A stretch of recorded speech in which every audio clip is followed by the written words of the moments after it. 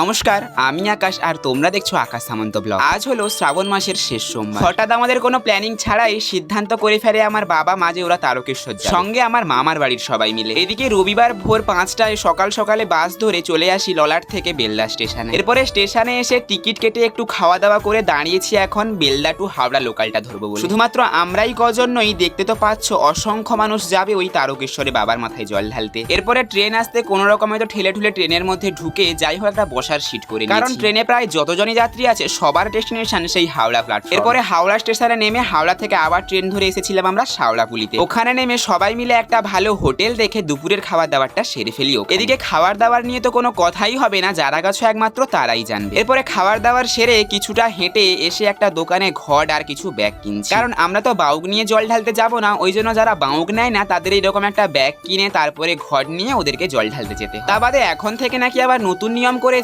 বাউক কাঁধে করে মন্দিরের মধ্যে ঢোকা যাবে, তাই জন্য প্রায় সবাইকেই দেখছি বাউক কাঁধে কম কিন্তু এই ব্যাগ কাঁধে করে সবাই জল ঢালতে যাচ্ছে। এরপরে আমরা সবাই স্নান করার জন্য গঙ্গার ঘাটে আসি, আর এখানে যেটা ওই গঙ্গার ঘাট নিমাই ঘাট নামে পরিচিত। আর একটা কথা, তারকেশ্বরে জল ঢালতে মানে তারকেশ্বর যাত্রী যারা হয় তাদেরকে এই নিমাই ঘাটে স্নান করে তারপরে গঙ্গার জল ঘটে ভরে বাবার মাথায় জল ঢালতে যেতে হয়। ওই জন্য আমরা সবাই স্নান করার জন্য চলে আসি নিমাই ঘাটে। স্নান সেরে ঘটে জল ভরে ঠাকুরের কাছে পুষ্পাঞ্জলি দিয়ে ধূপ দিয়ে তারপরে মাথায় তিলক কাটিয়ে এখন আমরা তারকেশ্বরের উদ্দেশ্যে হাঁটা পথ শুরু করেছি দুপুর 2:45 না। এবারে আমাদের হাঁটার টাইমটা তোমাদেরকে বলে দিই, আজকে দুপুর 45 মিনিট নাগাদ থেকে যে হাঁটা শুরু করেছি ওটা শেষ হবে কালকে সকাল পর্যন্ত, মানে সোমবার ভোর পর্যন্ত। ওখানকার রাস্তার মাইল পোস্টগুলো দেখে যতটা আমি হিসাব করে অনুমান করতে পেরেছি প্রায় 45 কিলোমিটার আমাদের হাঁটতে হবে। হাঁটতে হাঁটতে প্রায় দুপুর গড়িয়ে বিকেলের দিকে আমরা এসেছিলাম ডাকাতকালীর মন্দিরে, মানে তারকেশ্বর যাত্রী যারা হয় তাদেরকে এই ডাকাতকালী মায়ের মন্দিরে জল ঢেলে তার উপরে তারকেশ্বরের উদ্দেশ্যে রওনা দিতে হয়। এদিকে পুরো রাস্তাটাই তো কত ভক্তের সমাগম, তোমরা তো দেখতেই পাচ্ছ,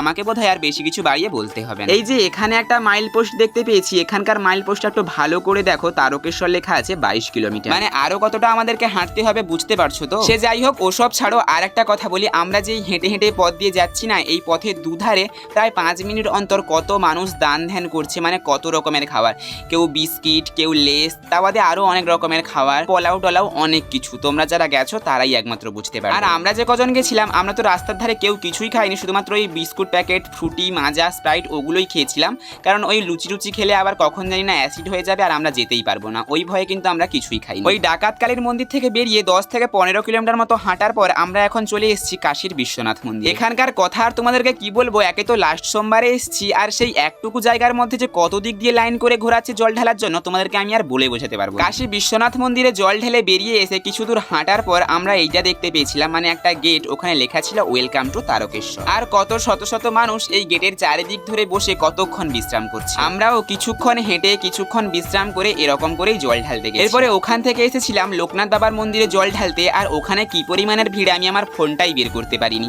আর ফোন বের করার ইচ্ছা থাকলেও মানে ভিডিও করার ইচ্ছা থাকলেও এত ভিড় আর এত পরিমাণে নিজেকে টায়ার্ড লাগছিল যে আমি ফোনটা বের করে যে ভিডিও করবো ওরকম অবস্থাতেই ছিলাম। এরপরে লোকনাথ বাবার মন্দিরে জল ঢেলে 3 কিলোমিটার হাঁটা পথ অতিক্রম করে চলে আসি তারকেশ্বর বাবার মাথায় জল ঢাল। সেখানে পৌঁছে দেখি সে কি ভিড় আর সে কি ঠেলাঠেলি, তাই ফোন তো আমি কোনো রকমেই বের করতে পারিনি, আর সেই ঠেলের জোরে নিজে কিভাবে নিজেকে সামলাবো সেটাই বুঝতে পারছি না, আবার ফোন তো দূরের কথা। ভাবছিলাম তারকেশ্বর যাচ্ছি যখন তোমাদের কাছে তারকেশ্বর মন্দিরটা অন্তত শেয়ার করব, কিন্তু দুর্ভাগ্যবশত পরিস্থিতিটা যে এরকম মোড় নিবে ওটা কখনোই বুঝতে পারিনি। সে যাই হোক, ওসব ছাড়ো, যা হওয়ার হয়ে গেছে। কোনো রকমে বাবার কাছে পুজো দিয়ে জল ঢেলে প্রার্থনা জানিয়ে এখন চলে এসেছি এই যে প্রসাদ কিনতে। প্রসাদ কিনে একদমই আমাদের ওখানকার সমস্ত কাজ সেরে চলে এসেছি এখন তারকেশ্বর স্টেশনে এই যে 5:57 নাগাদ, মানে 6টার মধ্যে আমাদের জল ঢালা মোটামুটি পুরোপুরি কমপ্লিট। কিন্তু পরে পরে মানুষজনের মানে ভক্তদের ভিড়গুলো দেখো, এখন মনে হচ্ছে আমরা মনে হয় অনেক ফাঁকায় ফাঁকায় জল দিয়ে চলে এসেছি। এরপর তারকেশ্বর স্টেশনে সবাই মিলে কিছু খাওয়া দাওয়া সেরে তারপরে টিকিট কেটে আবার একটা লোকাল ধরে চলে আসি আমরা খড়গপুর স্টেশন। এদিকে আমার মামাদেরকে দেখো সবাই কিরকম ঘুমিয়ে মাগনো, আমিও কিছুটা রাস্তা ঘুমিয়ে এসেছিলাম, কিন্তু এখন হঠাৎ করে ঘুম ভেঙে গেছে, ওই জন্য ভিডিও শুরু করে দিয়েছি। এরপরে আমরা খড়গপুর স্টেশনে নেমেছিলাম দেখো এই যে 12:14 নাগাদ। এবারে আমরা এখান থেকে বাস ধরে মামার বাড়ি যাবো। চলো, আজকের এই ভিডিও এতটা কেমন লাগলো অবশ্যই জানি, আর যারা আজকের এই ভিডিওটা পুরোটা দেখলে তারা অবশ্যই কমেন্টে হর হর মহাদেব বলে লিখে যাবে। জয় বোম ভোলে, হর হর